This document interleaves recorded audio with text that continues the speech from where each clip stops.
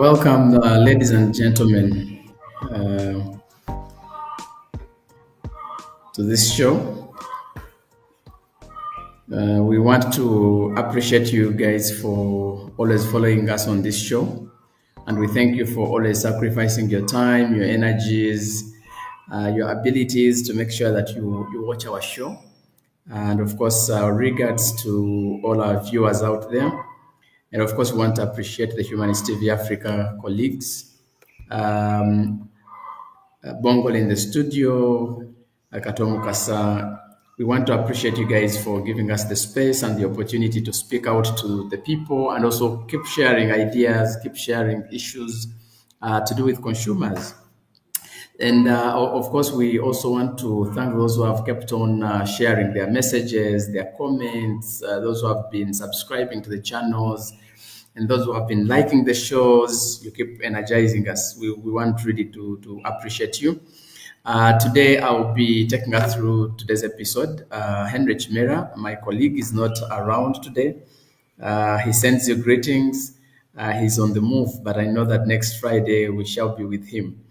And today we are discussing a very critical aspect, reminding ourselves of a few things that we've been talking about, but most importantly, looking at the role of consumers in ensuring that the food that we are eating is actually safe. Because we would actually ask ourselves, who's responsible for the food that we eat? And if I am the consumer of the food, of maybe the electricity, or whatever it is, what is my responsibility? What is my role in ensuring that the food that I'm going to eat is actually safe? Do I have a role as a consumer anyway in ensuring that what I'm going to eat is actually safe? So we need to reflect around that area to ask ourselves, what is my role? What is my contribution to ensuring that whatever is going to be served to me is actually safe? I know that the Uganda National Bureau of Standards and other national Bureau of Standards everywhere in the countries, they have come up with standards around food. What is the standard of food additives? What is the standard of a stall of food? What is the standard? I mean, a lot of standards exist, a lot of policies are here, a lot of laws exist out there on consumer protection and other things. But the question it remains, what is my role as a consumer in ensuring that what I'm going to eat is actually safe? So I'm going to quickly remind us of the basics around safety of the food that we're talking about, and then later on, I'll reflect on the consumer rights and responsibilities, and then we dive into what your role or what my role would be in this whole thing. So first of all, when we talk about food safety, what are we talking about? I have to tell us that food is the critical element that you cannot survive without. Every one of us eats. Just imagine if you took a week or so, or even 2 days without having a meal, what is happening in your body? So, food is a basic need. Food is one of the items that, whether you're a baby, an adult, elderly, every one of us is supposed to eat. So, food is something that unites us. Food is an element that you cannot live without. If you want to die early, you just desist from eating. You say, I'm not going to eat, and so you go into a hunger strike, and suddenly we may bury you. So, food is really a critical, basic need that each one of us needs. Now, you realize that our health actually depends on what we are eating. If you look at people who are sick, for instance, every time you're in the hospital setting and you're sick, let's say you have malaria or you have any sort of disease, when doctors are prescribing the medicines for you, they will tell you this medicine you need to swallow it, or you need to take it in after you've eaten food. Or they tell you as soon as you eat this or you're taking this medication, you must make sure that it's not taken on an empty stomach. They can even go ahead to prescribe particular foods. For instance, if they gave you coatem, which is an anti-malarial, they will tell you that you have to take it with a fatty media. Or in our context, they'll tell you have a cup of milk and then before you can take coatem.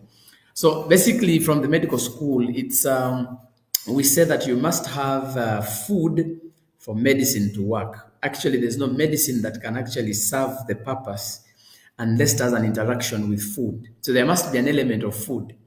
Besides, every time people fall sick, You realize that one of the elements they will put on you would be maybe glucose. If at all they see that your glucose levels are very low, which is still food.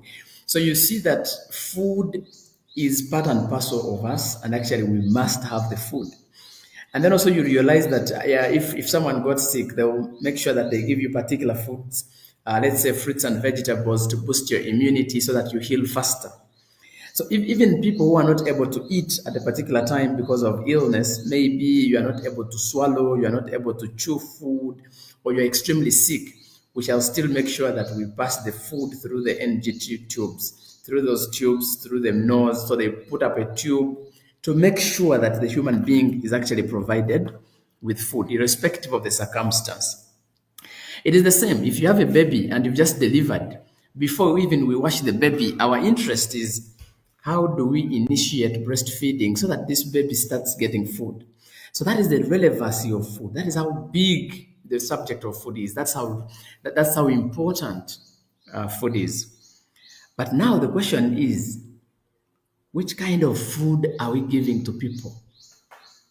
Which kind of food are the processors, are the manufacturers, are the restaurants, are the hotels, or are the households, are the street food vendors, are the market vendors giving the food, rather to the people?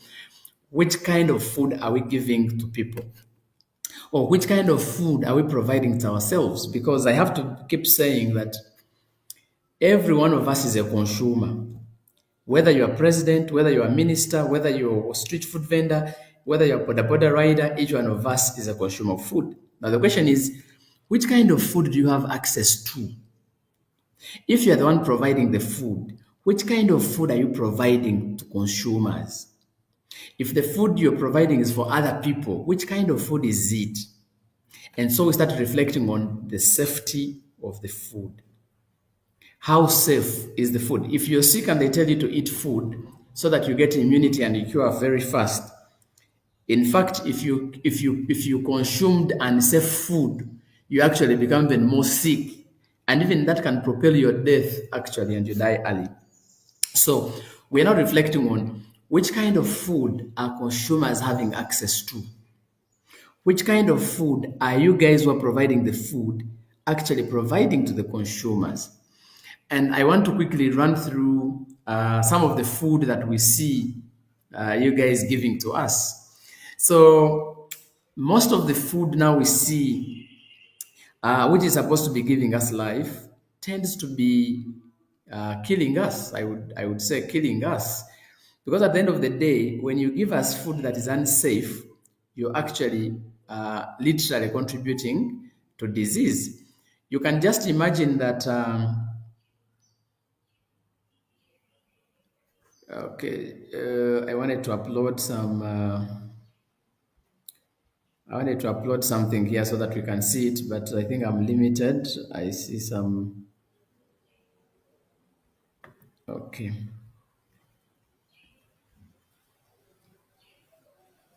all right, there we are. So I just wanted to share with us what what exactly are we consuming? What exactly are we giving to consumers in terms of the food that we are giving out to them?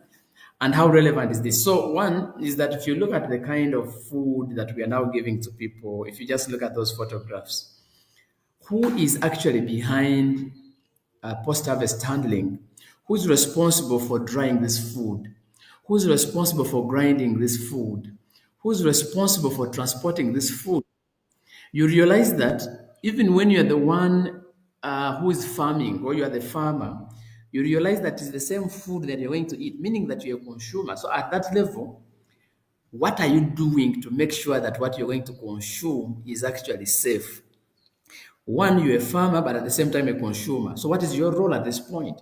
Your role then would be, how best do I handle this food in such a way that by the time I eat it, it's actually safe for me? Or in a situation I am sending it out for someone else to eat, maybe by the time I send it to the market space, it should be safe for somebody who's going to get it. Now, just imagine this kind of food being dried on dusty roads, being dried in your village towns, where motorcycles, the vehicles, the goats, everything is really passing by. So how are you contributing to the safety of this food? Or actually, how are you becoming a menace to the consumer because of your poor handling mechanisms? Many times, people produce food, and when they produce food, they assume that they are producing food for the market.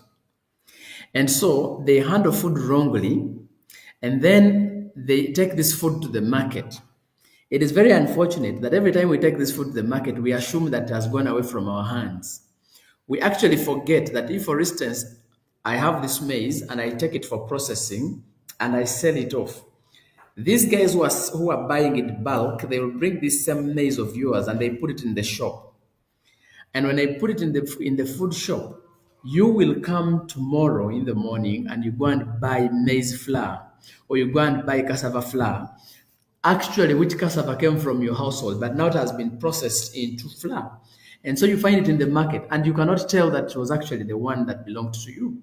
So you still buy it. And when you buy it, you go back and consume your own food that actually you handled badly. So when you're talking about food, it's a chain. Just know that what you're producing, you will eat it in one way or the other, or you'll find it somewhere else. Just imagine a farmer who mishandled grain of wheat, and then tomorrow that same farmer comes to buy chapati or goes to buy bread. The chapati or the bread was actually made using his grain, but the grain had actually changed form from grain to flour.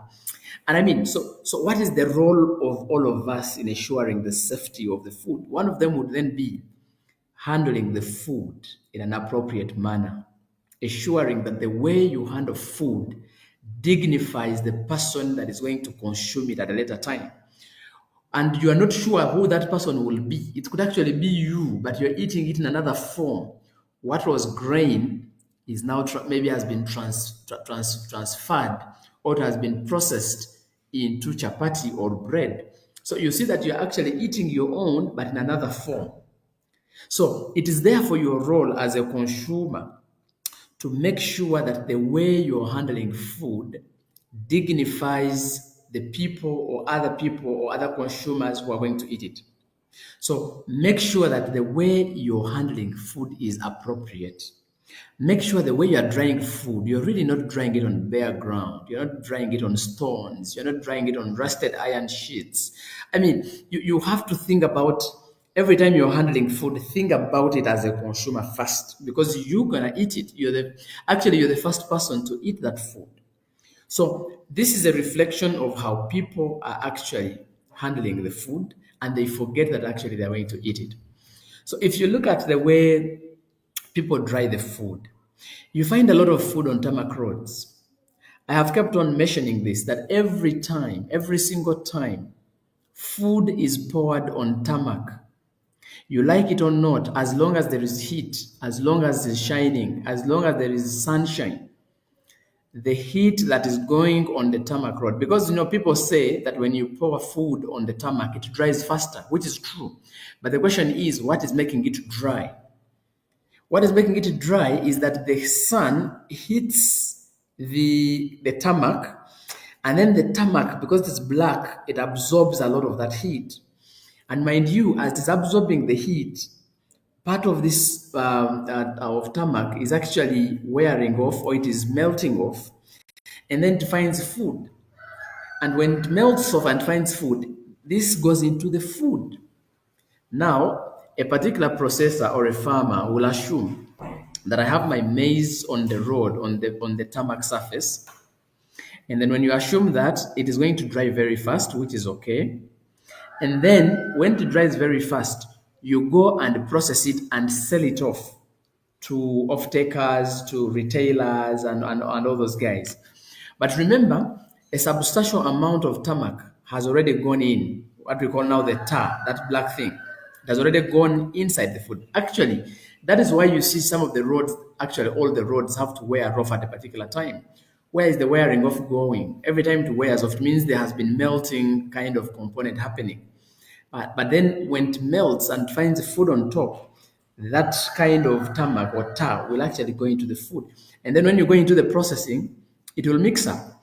I have a vivid example or scenarios where people say that if you have cassava, you know very well that cassava is supposed to be white.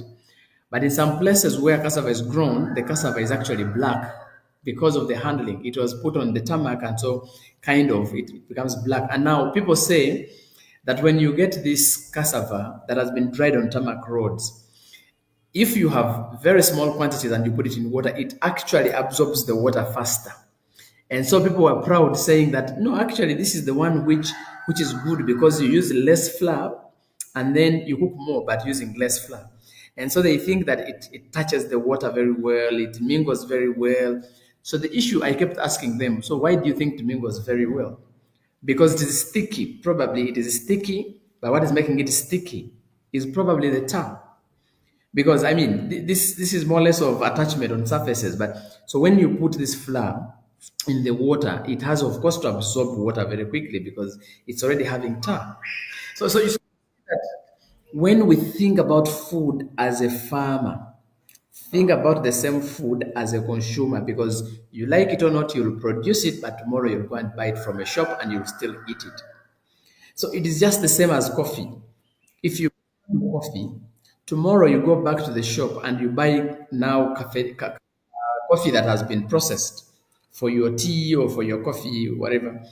You realize that your same coffee has come back to your table. So as a farmer, as a processor, don't think that you are not a consumer. You're going to eat that same food. So it is imperative, therefore, ladies and gentlemen, that every time you're handling food, think about it as a consumer. Think about it as me who is going to eat it. Because after all, you'll find it and you'll eat it. So the mishandling of food must stop by consumers who are maybe in the category of farmers, in the category of processors.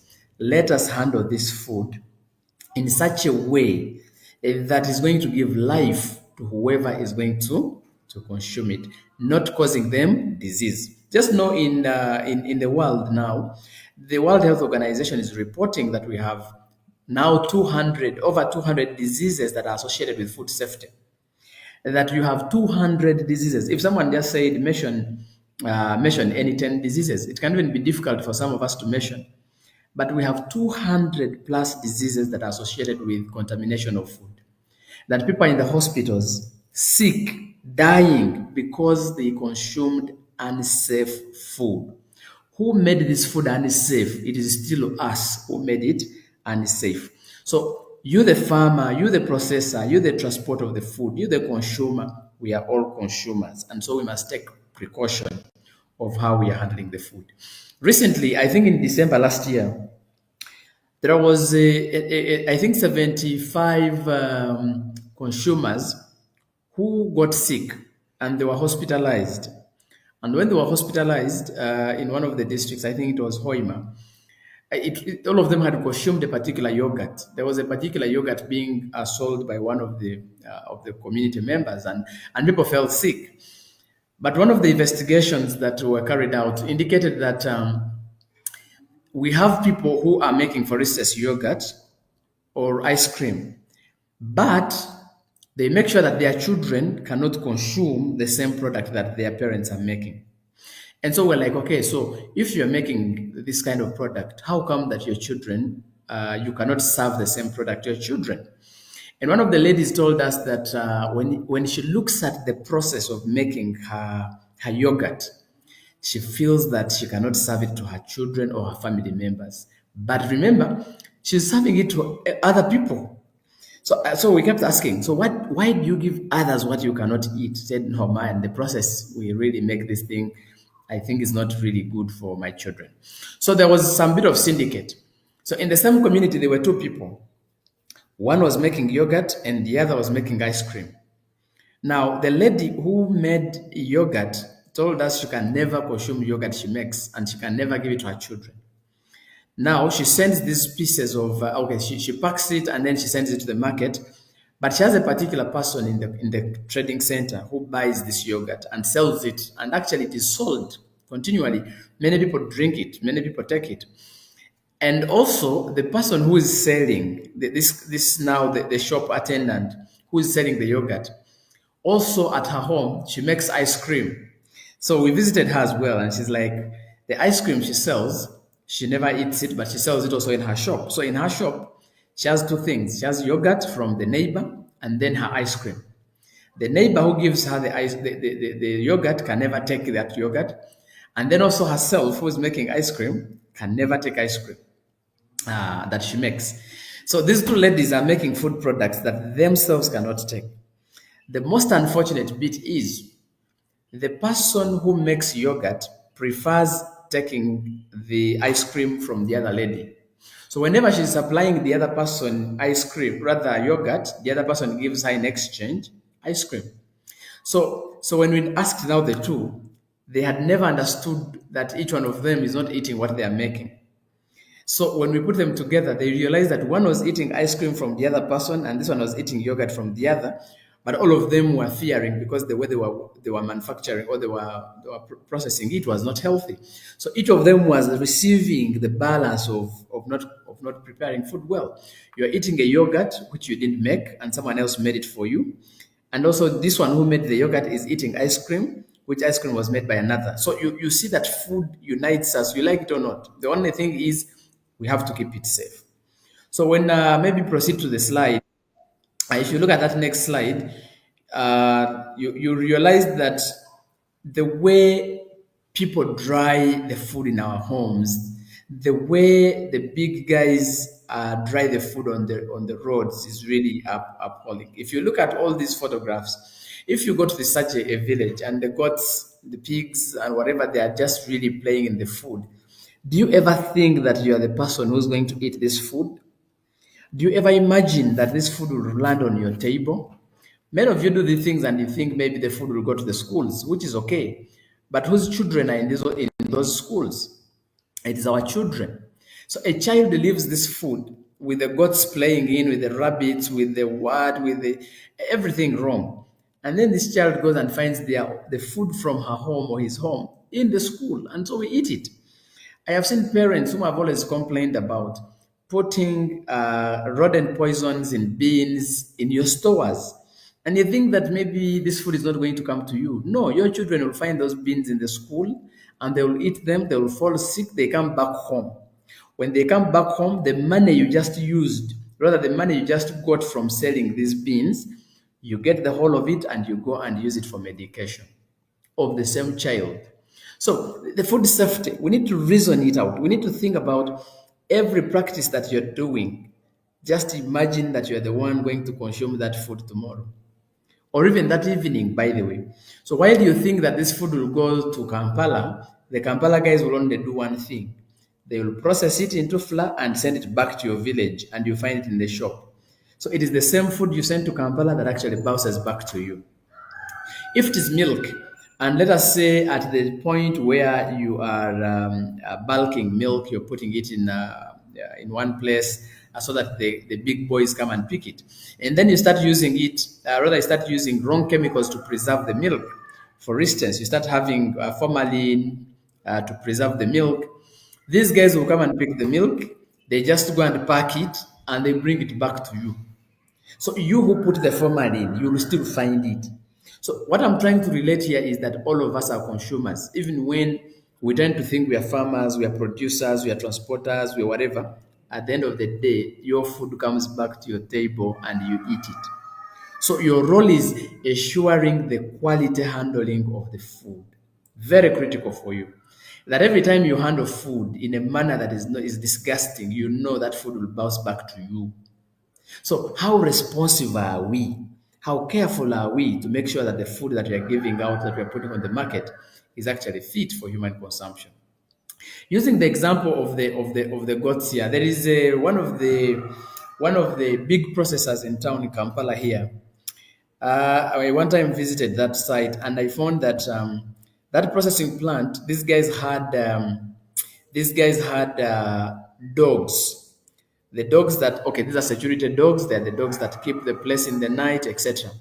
So when they had procured the grain, we found dogs, about 8 dogs, sleeping in the maize. dogs just sleeping in the maze, and the workers are there, but there's nobody bothered about chasing away the dogs, and they are urinating there. The dogs are just comfortably in the maze. And then we kept on seeing these guys getting that maize from the sun as they take it inside for processing. Now, guess what? All those workers in that place, in the evening, they go to the nearby shop and buy the same kawunga or the same posho. And then for them, they jealously don't want to chase away the dogs which were sleeping in the maze, assuming that they will not have a share. But at the end of the day, they leave that factory or that processing unit just outside there. Their sacks of portion written on even their tag, their trademark, and they're buying a kilo, they're buying 2 kilograms or whatever. And also surprisingly, sometimes their boss gives them some bit of, maize flour every month. Okay, this is maybe Casimo, go and use this at home. But you have been seeing the dogs, sleeping there, urinating there on top of the food, and then you just grab it and you pour it in the hala, or you get it and put it in the processing machine. But you're the same person who was watching the dogs, who was watching the cows, who was watching the goats, who was watching the rabbits urinating in this food, and you kept thinking that you are not going to be a beneficiary of it. So you as a consumer, at whatever level you are, you have to be cognizant of what you are giving out to the population. Because after all, you are going to eat it either directly or indirectly. In the indirect way, it would be that you can go for a party or a wedding and you find this rice or you find these beans or groundnuts or whatever, which you actually processed in your plant in the morning, and that is where you messed up with it. But you find it in a wedding, you find it in a party, you eat it in a function. But this is yours. You're even the one. Actually, I give the example of women who have resorted to, they want money very fast, so they harvest the maize and then they dry it with glyphosate or Roundup. They just pour Roundup on the maize so that the maize dries very fast. Now, as soon as they sell, to the middleman goes, takes it to the processor mills it, and then they bring it back to your village. And those same women, they get the money they just earned from their grain. They go and buy posho, which is having the same glyphosate they put there. And then we start seeing the cancers coming on. We start seeing children with a lot of ulcerations, which are not necessary. We start seeing people getting sick of diseases we do not even know. And then we start seeing doctors prescribing medicines. They say, oh, you have an infection. But we don't know which kind of infection it is. Is it a bacterial infection? Is it a viral infection? The doctors also are stuck. They just give anti drugs just to make sure that they help you.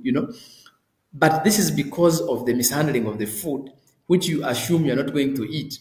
Now, you just imagine in a community where you have maybe 1,000 farmers and each one of them is doing a wrong thing on a food. Do you realize that the one doing wrong things on the matoke, the one doing wrong things on beans, the one doing wrong things on maize, the one doing wrong things on peanuts, the one doing. So you find that that is all the food that all of you consume at whatever level, whether you're in a wedding, in a funeral, at home, etc. We're going to again to get the same food. So we need to be careful. Which food are we eating? Which one are we serving out? Because it will come back to you. So how do you handle that? Recently, there is a story that I shared with you here, how a gentleman who has been processing groundnuts for the last 25 years here in Kampala town was testifying that actually when he doesn't come to work, he has his old boys, his sons. When they come earlier than him, they will get the groundnuts and pour them in the machine. But we know that in those machines, there are rats which sleep there. And he was telling us that there is no single day he has ever come to his processing unit and he never sees rats. And not just a rat, these are hundreds of rats because they come to feed on the groundnuts in the machine, those leftovers. And so he says that when he comes, because he's an old man, he first runs the machine so that he creates some bit of noise, and then the rats run away. But when his sons come in the morning, they don't have the time. They feel like they have to get on the batch that was left there yesterday night. So they just get the groundnuts, pour them into the machine, and run it. The machine runs, and the rats are inside there. Remember, the rats have no big bones, so all the bones are squashed there. And it becomes part of the veneer. Now, this is a processor telling you that. So of course, the people who work there, his children and himself, they are also consuming the same vinegar. If they don't consume that, they will go and buy from another colleague who similarly does the same. So the issue of consumers, all of us to think that we are consumers and we become more responsive on how we handle the food is something critical for us. Yeah. And of course, issues of aflatoxins, the way we are breaking the ground nuts, all this can attract aflatoxins. But which environment are we using to actually process the food? How do we handle the food? Under what circumstances? How clean is the environment that we are using to do this? Because at the end of the day, when you make OD from these ground nuts, you like it or not, you will also consume the OD. So if you pack the vinegar or the groundnuts in a dirty polythene and you are doing it in a wrong place, you're doing it on a wrong surface, at the end of the day, you will eat the same. So you as a farmer consumer, you need to be already responsible for how you're going to do that. Which machines are we using? Now look at this kind of machines, just like I've talked about. So the owners of these machines who are processing our groundnuts using these machines, they will still feed on these groundnuts. Okay, the leaders. Let us talk about the leaders. Our leaders who are supposed to be monitoring these machines, who are supposed to be closing some of these processing units, who are supposed to be responsible for quality control. Whenever you visit these sites and you see machines of this nature, and you keep quiet because you've been bribed with the 50,000, you will buy these ground nuts just one shop away, and you take them home and you consume them. You consume them, you eat a lot of metals, you eat a lot of dirt, eat a lot of aflatoxins, and then tomorrow you're sick. The 50,000 they gave you for bribing you for not doing what you're supposed to do, you will take it to the hospital and they charge you 10 times more. So why do you think that it is the consumer who's going to suffer as if you are not? So the issue of responsibility, the issue of doing what you're supposed to do comes in handy. You as a consumer, you need to take responsibility. You need to make sure that you do what you're supposed to do to protect other consumers and also protect yourself. If the inspectors are not doing something on this, they think the consumers are the ones suffering at the expense of the 50,000 or 100,000 they have bribed you with. My friend, you will find this food in the next meeting you're going to attend. It is the one they are cooking for you. So you must make sure that whether you are a policy maker, whether you're an inspector, whether you're a technocrat, whether you are whatever, you must make sure that you do things right as a consumer so that you show the solidarity. You make sure that you exchange, the will of other consumers. What is this food going to cause to me and my fellow consumers should be the interest. Even you guys who have these machines and you're the ones running them, just know that even if you dodge eating what you are processing by yourself because of the mess you are seeing, you are going to get this food which is similar to what you're producing here from another person. So how responsive are we is the interest that I'm talking about. You guys who have processing units which look like this, what do you think? Do you think you are not consumers? Do you think you're not going to eat this food? Are you thinking that this food is for other people? This is the food you're processing, but look at the processing unit. The cobwebs have been here, I think, for the last 5 years.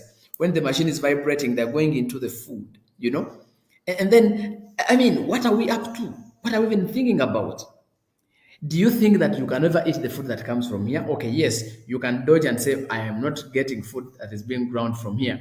You have a neighbor who is similarly doing the same, and you'll find it there. Or you will find it now when it is packed. The guys have packaged it, and you go and find it, but you are the one grinding it in such kind of place. The cobwebs, the infrastructure is wrong, the machinery is non-food grade, everything is wrong. So why aren't you thinking that you are equally a consumer? So processors, rethink the way you think about food. Don't think that your role is to process and add value to food. And you're calling it even value addition. Actually, I don't see which value you're adding to it. Because at the end of the day, you are contaminating the food and actually you will feed on it. So let us be more responsive. Let us be concerned. We need to be ourselves. Think about yourself and the next person whom you're going to supply this product. You know, What about these guys whom I've always shown you? The guy has a machine, first of all, which is a wrong machine in a wrong place. Hmm? And then where we're supposed to pour the grain is where the man is stepping. Does he think he's not going to eat this food? Why is he stepping where the food is supposed to be passing? And that's why he's putting his feet. Does he imagine that he's not going to eat part of this food? Or he's just reasoning that, oh, after all, I'll make money, I'll sell it off, I'll give it to other consumers. He forgets that he's a consumer. So, what I'm saying is that we must make sure that all of us, whatever you are doing, put yourself in the picture of a consumer. Imagine if you are the one eating this food, or imagine that actually you're supplying this food to a value chain, and that value chain will come back to you or your household. I mean, a lot of things. Every time you have groundnuts in the shop, how do you keep them? How are you storing them? In which environment are they? I mean, how do you make sure that the safety of this food is guaranteed because you are also going to eat the same food? How do you transport the food? Just imagine that transporter who's carrying the bags of maize on top of the car, and the dust is entering all over. And look at the second truck there. Some maize is in the sacks. Another batch of maize is just on the floor of the car, on the cabin. Now the question is, these are guys who are already stepping on top of that food. These are the guys who are putting dirty kind of whatever. The car isn't clean, isn't probably suitable for carrying food without being packaged, etc. But do they ever imagine that they are the beneficiaries of this food, or they are thinking that they're going to sell off and that is all? You've seen people carrying cement on top of food, and then you're like, okay. But then when they reach there, they offload and part of the food is taken to their homes and they eat it. I have seen people who go and wash their vehicles in the rivers or in the lakes. But these are the same people whose wives or children are picking water from the same water source. But you've washed a car with engine oil, with whatever, and has gone into the water, and your child is picking it. I mean, you're going again to receive it home. Do we ever think about this as consumers? Do we ever reason it out? Do we ever imagine that actually what you're doing will come back to you? What goes round comes round. So we need to be careful on how we are handling food as consumers because it will lead us into trouble. These guys who are joking with tomatoes, who are joking with the carrots, and they're just dumping them anywhere. It has been raining, and there's a lot of mud on it. They are going to be the same people who will get these things and they get them in a restaurant, or they get them at the chapati guy, or they even eat them live. But they're the same people who are mishandling the food. So they are consumers, but at this level, they think that for them, they are traders, and so they can do anything with the food. They forget that this same food, they will find it in the restaurant, they will find it in the market, they will find it at their homes, and their wives are already cooking it. They will find it everywhere. And if it is contaminated already with microorganisms, what is going to happen? So what they took lightly, they're going to pay for it in a way. They'll fall sick and they stop trading. They'll get all the money they have been whatever, and they use it for, for treatment, etc. What about my brother here who's on the chapati there? Probably has taken a week or so. He has never cleaned those clothings. You see even the underwear. You can even see the underwear there. And the guy is sleeping on top of chapati. But this is chapati that is going to give to someone's child. He's going to sell it to somebody who has been working money the whole day. And then the chapati makes the person sick. Mind you, this gentleman, he might go to a restaurant, and the restaurant came to buy chapatis from him, and then he says, "Okay, give me a chapati," and they slice for him whatever he had supplied it to them. Or if that is not the case, he will also get part of these chapatis and eats them. So I mean, the issue of food, at whatever level you are, you have to look at it as a consumer. Whether you're a farmer, whether you're a processor, whether you're a vendor, whether you're a market person, whether you are whoever is touching food, think about it as you who is going to eat it, because after all, it will find you there. I have seen people in schools who prepare our food, the food for children in schools. You see a man of reproductive age or a woman of reproductive age, and the person puts off a shirt when they're going to mingle the portion. And the guy starts sweating from all over, and the sweat is dumping into the children's food. And then they think that maybe this food is going to be eaten by children or teachers. And then they forget that at lunchtime, hunger doesn't know who. They also feed on the same. They start cooking this food, very dirty environments and whatever, and they think that maybe the food is going to be eaten by children, but they forget that actually they are part of the beneficiaries who are going to eat the same food. So somehow we must look at everything as us. You just assume that you're the one who's going to consume this food. So when you look at the flam pans, the cooking utensils that our people are using on the streets to prepare food, how safe are they? How clean are they? How often are they cleaned? How is the environment? Those same boys who are making us chapati and whatever, they will eat the same food. So we should be able to think about it in that way. What about these guys who are packing for us juices, which I don't know whether they are juices, whether they are what? They go and collect bottles from sewage plants, not well cleaned. Then they start packing juice, they start packing bushera, they start packing whatever. Now, if you don't clean this bottle appropriately, you'll find that during the course of your movement, as you're trying to sell, you'll also get a bottle and drink. So it is up to you to make sure that the safety of this food is guaranteed, because at the end of the day, you're a consumer as well. And then at the end of the day, we hear that our maize is posing cancer risk. Why is it posing cancer risk? Because it is endowed with aflatoxins, which aflatoxins are coming because of mishandling at the different levels. And then this maize does not segregate because they're saying Uganda's maize. And all of us are eating Uganda's maize. In our schools, 18 million children are feeding on 2 plates of maize every day, actually three. If they take porridge in the morning, they take lunch, they take dinner, 3 plates, and they're at school for 3 months. So those are 90, those are about 900 plates. I don't know whether they're 90 plates because they are 90 days times three. You're talking about around about 27 kind of whatever plates they are consuming. Just imagine 3 plates per day. Every 10 days, your child is taking 30 plates. Every 10 days. Meaning that every month, your child is taking around about. So if you have if you have 30 plates per 10 days, so every 10 days, just know your child is taking aflatoxins or chemically treated beans 3 times a day. So every 10 days, those are 30 plates. Just imagine 30 plates just every 10 days.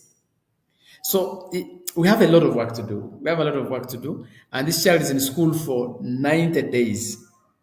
So you just imagine 90 days, and each day you are taking 3 plates of contaminated food, what that would mean. What about this gentleman who decided to get treated posho, treated maize, which was meant for planting, and he made posho out of it and supplied? You can see a batch there being supplied, and you can imagine that even his taglines are there, and then we are not even arresting the person. If he has bribed the policeman will find this kind of maize inside the market and they will buy unknowingly. So, I mean, each one of us should really look at food at another level. Look at these consumers of these services. They are spraying, but they're not having protective gear. Do they understand that actually this is causing trouble to themselves? Do they know that actually these chemicals are going into their eyes, into their mouth, into their ears, into their skin? Do these consumers understand actually that during the course of production, they are causing trouble to themselves, especially if they are using highly hazardous pesticides? I mean, do we have this at the back of our minds?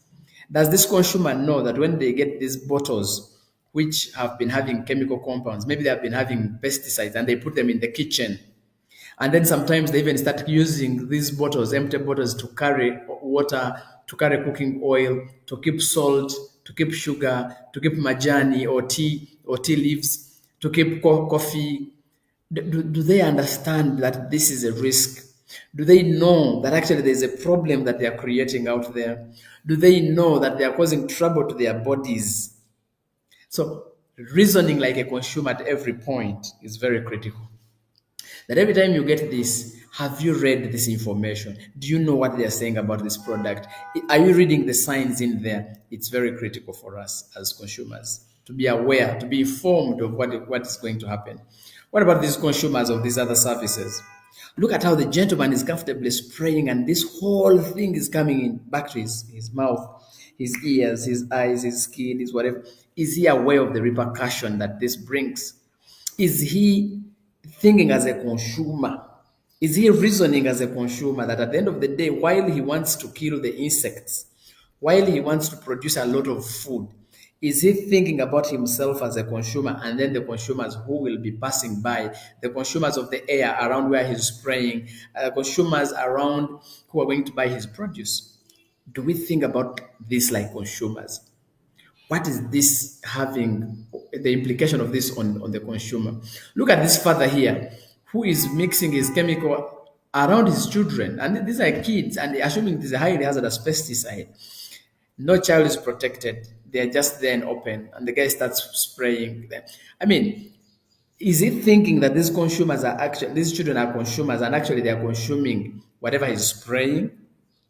Those are reflections that we need to reason out.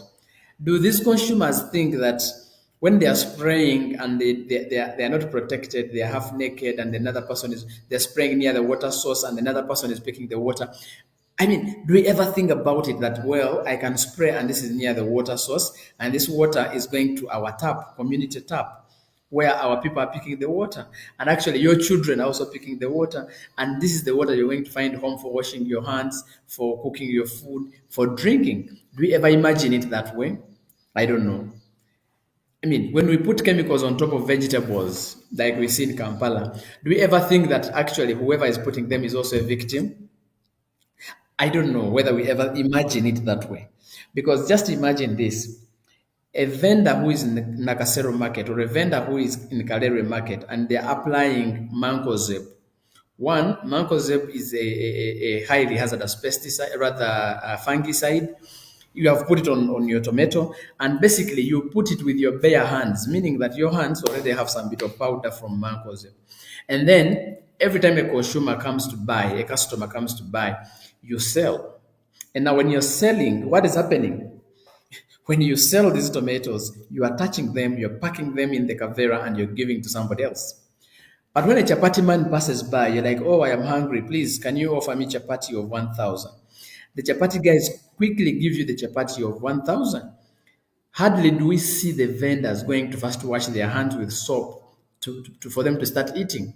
We see most of the vendors actually just picking a chindazi or bread or whatever it is, and they start eating, but they have just been touching the tomatoes with chemicals.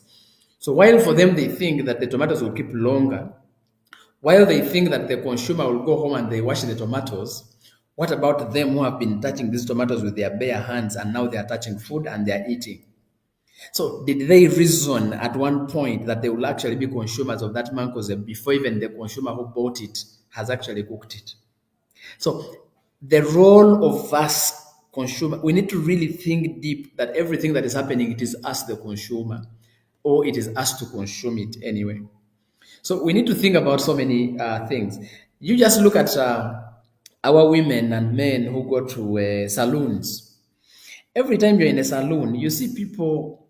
I don't know. I really don't know whether it is lack of seriousness.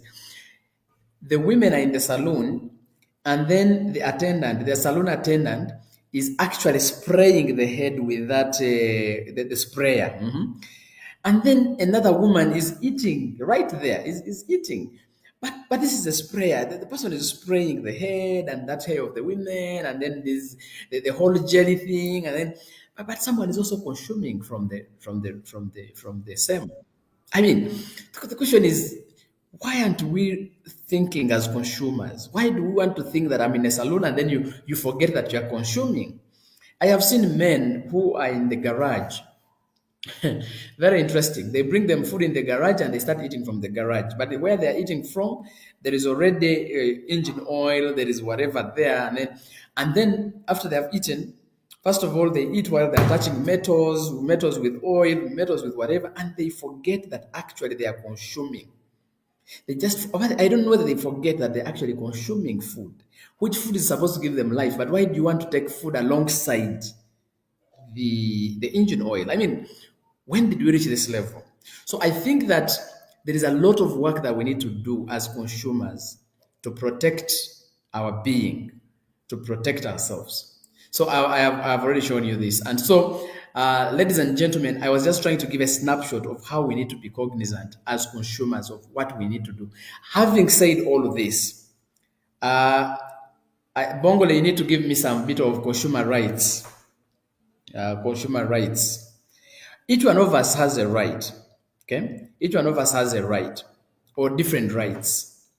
Now, after showing you how food is part and parcel of our business, and you know that food is a basic need as your number one consumer right, you have all those basic needs, but food is one of them. And we're talking about adequate, safe, and nutritious food.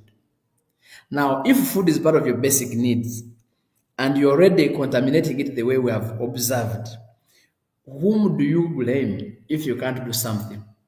So, if you have an opportunity of doing something, please do it. In other words, protect the basic need of human beings. Make sure that you handle the food appropriately, knowing that this food is a basic need for someone else and yourself. Let us look at the next consumer right.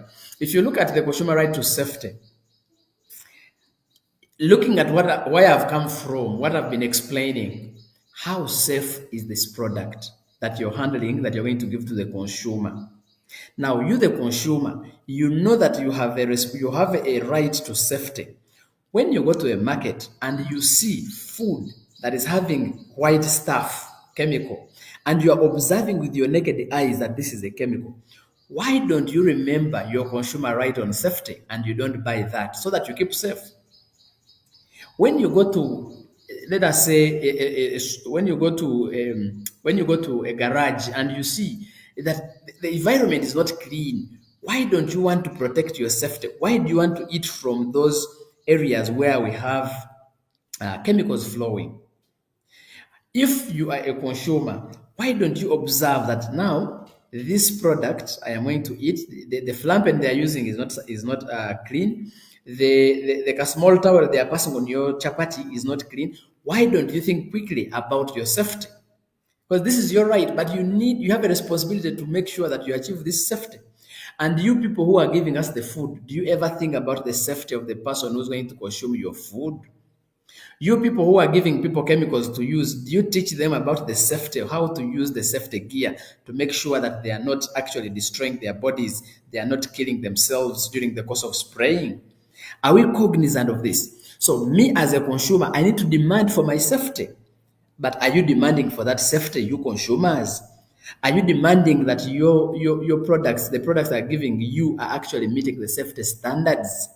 Are you bothered? Are you joining the campaigns of demanding for safety of these products? Let us look at another right. We have a right, of course, to information. Are we giving our consumers enough information on the products that we are making? If you are producing a particular product, are you writing on it to indicate to the consumer that this product is high in sugar, this product is high in salt, this product is high in caffeine, this product should not be eaten by children? Are we providing sufficient information for consumers? And as consumers, are we reading the information that is being provided, if at all it is provided? Are we bothered to actually understand the information that the processor or the producer is actually giving? And you, the processors, people who are giving us the food, is the information you are putting on those packs actually right information, or it is just misinformation and disinformation? I have seen sometimes the adverts are pseudo, very deceitful, that when you drink this particular soda, then you'll start flying. That kind of thing. But where is the regulator? Is the regulator regulating the information that is being provided to the consumers? Okay, as the consumers, when we see this kind of misleading adverts, are we bothered to demand for the right information? So it's still our responsibility to do that. When you look at consumer right number 4, you will appreciate that when you look at the next right, which is I think more or less of education, looking at, are our people educated on whatever we are providing them?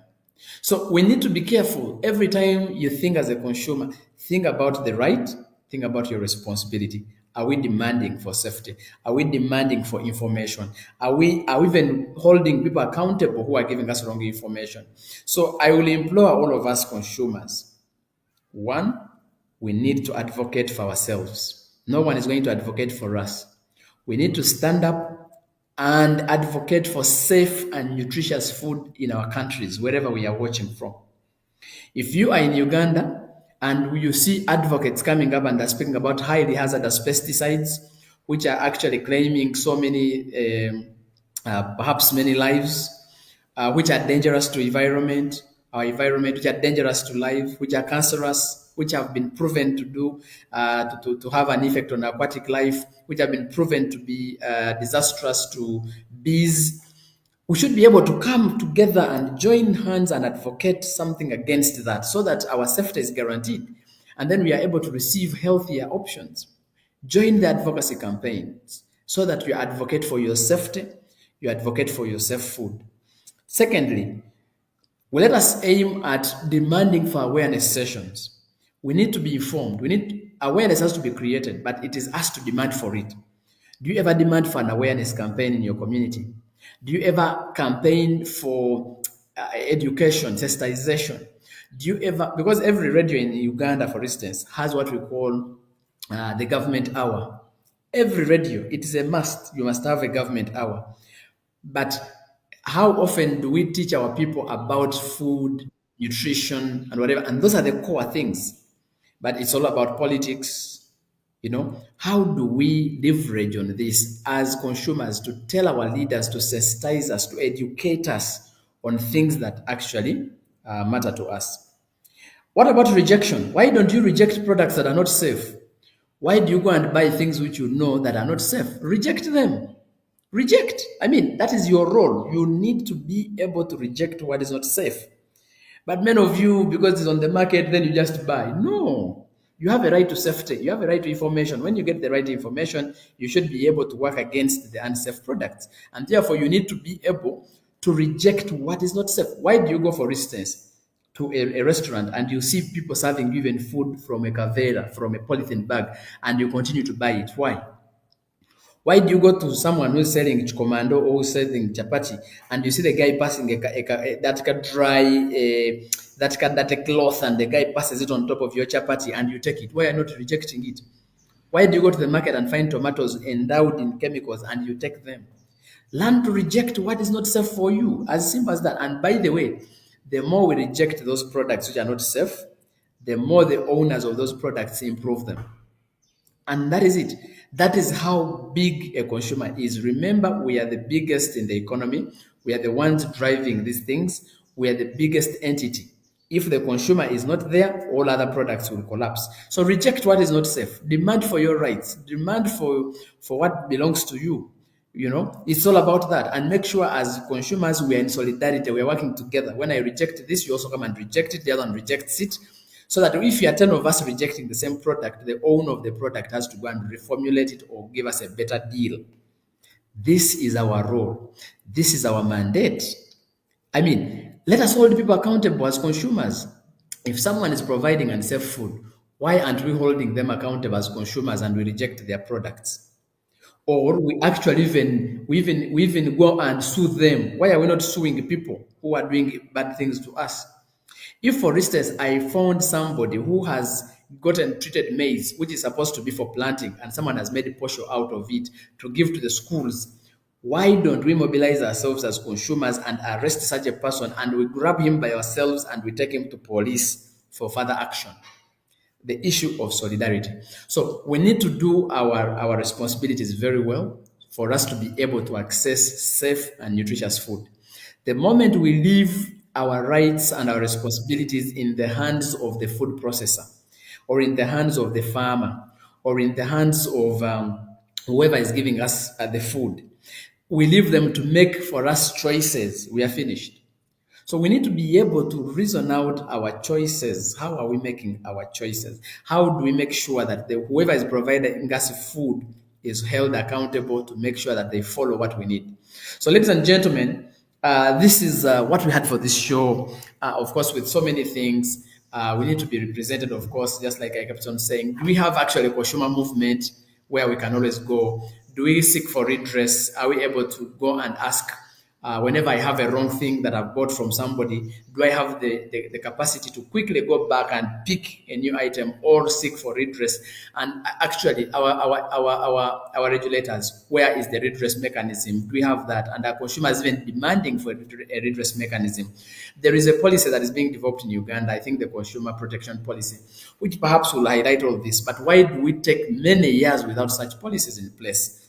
So we need a lot of work. We need to support our consumers, but as consumers, let us be the ones demanding for education, for awareness, for choices, for redress mechanisms, for safety, for the environment that is healthy. Let us be the ones to drive it. We need to demand this. So, of course, as I mentioned, we have also our responsibilities. Let us do our responsibilities very well. Critically be aware, read everything on those packs. Make sure that you act whenever things are not well, quickly. Go into action, mobilize yourselves, and we go and act against it. Let us be socially concerned. As we are dealing with communities, let us be concerned that everything in the community belongs to us and we must deal with it holistically. Let us make sure that the environment we are living in, we really know it. We understand it, and so we are the ones to drive what is happening next. So those are some of the concerns today, ladies and gentlemen. I want really to applaud you for paying attention, listening in, sacrificing your time, listening to these discussions. And of course, Bongole, my colleague in the studio, thank you so much for ensuring that we have a clear space. Our people are listening in. You're able to run here and there the presentations, and you're making sure that the show is live and clear. Our colleague Mukasa, thank you for always hosting us on this show. My colleague Henry, irrespective of the fact that you're not here, we want to thank you for always putting in your time. And of course, my colleagues at Consent, we are very grateful for always supporting us, assuring that we have everything in place to run the show. And of course, all our viewers and listeners, our sponsors, and everybody, our donors, and all those guys who are giving us potential to be here, we want to appreciate you. Thank you so much, and I think we shall meet again on Friday, God willing. Let us not miss the show on Friday. Thank you, and have a blessed weekend ahead. Thank you.